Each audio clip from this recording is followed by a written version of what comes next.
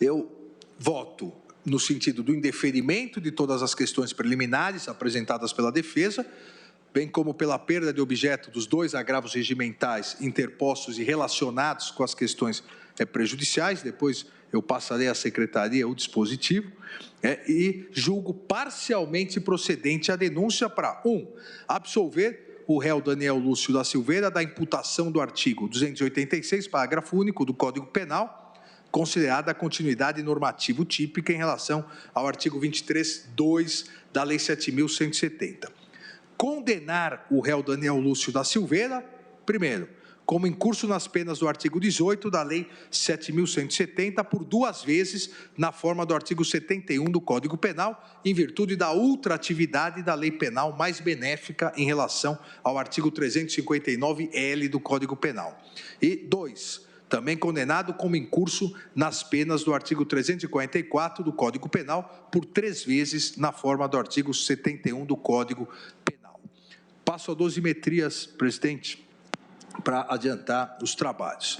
Então, passo a analisar as circunstâncias judiciais, a dosimetria, iniciando pelas circunstâncias judiciais do artigo 59 do Código Penal, dentro do nosso sistema trifásico previsto no artigo 68 do Código Penal. Cito no voto jurisprudência pacífica da Corte, tanto das turmas em habeas corpus, quanto do próprio plenário, e que não há aqui critérios matemáticos. Cito, inclusive, um HC de relatoria da eminente vice-presidente, nossa ministra Rosa Weber. Não há aqui um critério matemático que vincule número de vetores positivos ou negativos, um anula outro. Não. Há uma certa discricionariedade judicial para sua efetivação, exatamente verificando, no caso concreto, a gravidade maior de circunstâncias judiciais negativas ou, em outros casos, a potencialidade benéfica de circunstâncias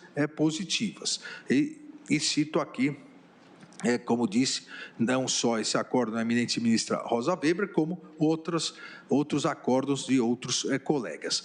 Inicio apontando a acentuada culpabilidade do réu, que é uma das primeiras e mais importantes circunstâncias judiciais previstas no artigo 59 do Código Penal. Pois nessa fase o juízo de reprovabilidade ou censurabilidade da conduta do réu extrapolou enormemente a prática da própria infração penal, porque o juízo de reprovabilidade e censurabilidade continuou durante toda a instrução processual penal, inclusive no próprio dia de julgamento, no seu julgamento pelo Supremo Tribunal Federal. O réu, por diversas vezes, pretendeu utilizar de uma suposta imunidade parlamentar para praticar inúmeros crimes, para utilizar como escudo protetivo, como disse, para prática de atividades ilícitas. O réu chegou, inclusive, a utilizar o próprio parlamento como esconderijo numa fuga que fez do Rio de Janeiro para Brasília, no intuito de descumprir novamente medida judicial determinada pelo juízo em face de anterior descumprimento de medidas cautelares. Descumpriu umas, houve determinação das demais e veio de carro, fugido do Rio de Janeiro para Brasília, porque se aguardava ele no aeroporto para o cumprimento das medidas cautelares, veio de carro fugido e utilizou o parlamento como esconderijo, como um covil de ladrões, ou seja, não dignificou o próprio parlamento nacional, e todos acompanhamos o circo que se tentou mostrar, mostrando realmente o desprezo total do réu pela justiça, ou seja, a sua culpabilidade é extremamente acentuada. As circunstâncias em que o crime foi praticado também contam negativamente aqui para o réu, porque se utilizou da internet, que sabidamente possui um poder replicador de alta magnitude, conferindo aos vídeos por ele publicados um enorme alcance. E o Ministério Público cita nas suas alegações finais essa grande potencialidade da propagação para centenas de milhares de pessoas das suas mensagens, e isso também pesa negativamente como circunstância judicial a forma como o crime foi praticado.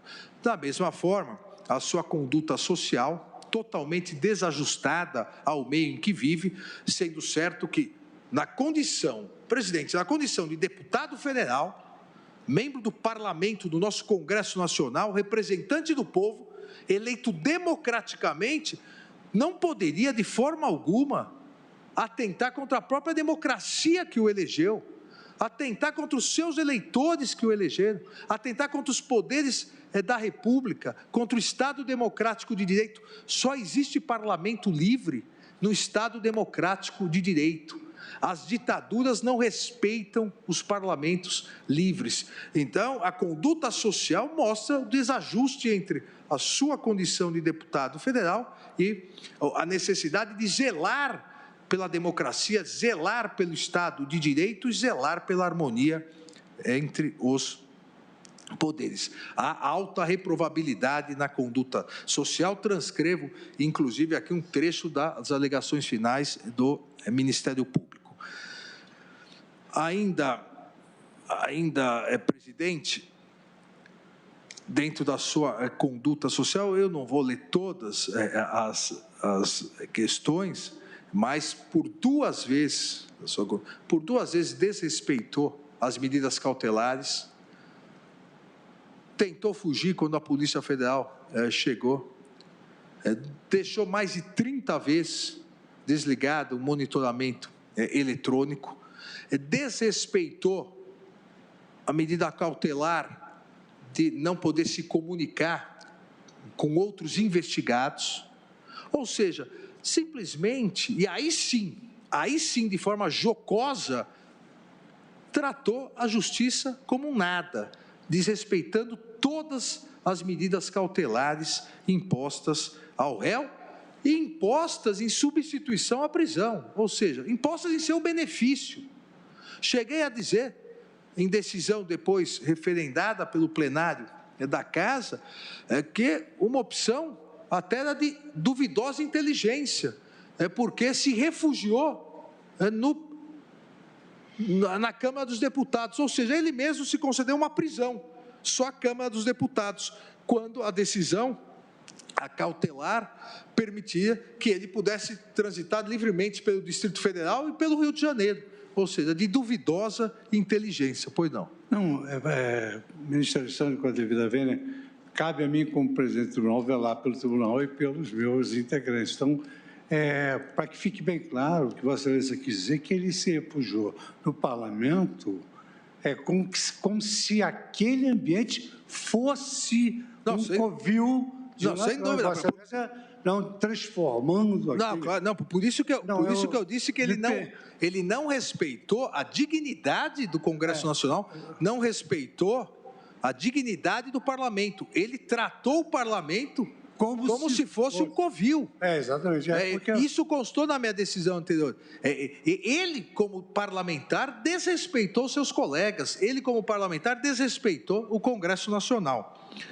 Ainda, presidente, aqui para ganharmos tempo, eu vou citando todas as condutas que pesam negativamente como circunstâncias judiciais, também os motivos para a prática delituosa, também em desfavor do acusado, pois atacou as instituições e a própria democracia no intuito de obter maior visibilidade eleitoral e seguidores nas redes sociais. Portanto, presidente, tendo por parâmetro as circunstâncias judiciais previstas no artigo 59, são 4 circunstâncias judiciais desfavoráveis ao réu: culpabilidade, conduta social, circunstâncias do crime e motivos para a prática delituosa, o que justifica, nos termos de ampla jurisprudência dessa Corte, justifica o estabelecimento da pena acima do mínimo legal, e cito diversos precedentes. Estabelecido isso, agora vou para cada um dos crimes com a imposição das sanções. Em relação à abolição violenta do Estado Democrático de Direito, artigo 18, em virtude da ultratividade da lei penal, o preceito secundário do tipo penal prevê, de forma abstrata, a pena de 2 a 6 anos de reclusão, conforme redação do artigo 18 da Lei 7.170, que tem aqui a sua ultratividade, uma vez que a lei nova prevê até 8 anos de reclusão. Então, é uma lei, a lei anterior é uma lei mais benéfica. Com base nessas 4 circunstâncias judiciais negativas, fixo a pena base em 4 anos e 6 meses de reclusão para cada um dos crimes. Ante a inexistência de circunstâncias agravantes, atenuantes ou causas de aumento ou diminuição de pena, para cada crime, torna a pena definitiva em 4 anos e 6 meses. Aqui, como não se trata de concurso material, mas sim de crime continuado, nos termos do artigo 71, estabeleço, por serem 2 crimes, aumento, no mínimo legal, de 1/6, estabelecendo a pena final para esses 2 crimes em 5 anos e 3 meses de reclusão. Então, a pena definitiva para esse delito, nos termos do artigo 71, Código Penal, 5 anos e 3 meses de reclusão. Em relação à coação no curso do processo, o preceito secundário do tipo penal prevê, também de forma abstrata, a pena de 1 a 4 anos de reclusão e multa, além da pena correspondente à violência, se houver. Da mesma forma, com base em 4 circunstâncias judiciais negativas, fixo a pena base em 3 anos de reclusão para cada um dos 3 crimes. Da mesma forma, por se tratar de crime continuado, nos termos do artigo 71, caput, aumento a fração de 1/6, estabelecendo assim a pena final da coação no curso do processo em 3 anos e 6 meses de reclusão. A pena de multa, considerando, aqui na coação ao curso do processo cabe pena de multa, considerando que a pena de multa deve guardar estrita proporcionalidade com a pena privativa de liberdade aplicada, pois obviamente incidem as mesmas circunstâncias dessa, estabeleço a pena de multa em 30 dias multa para cada um dos 3 crimes de coação no curso do processo.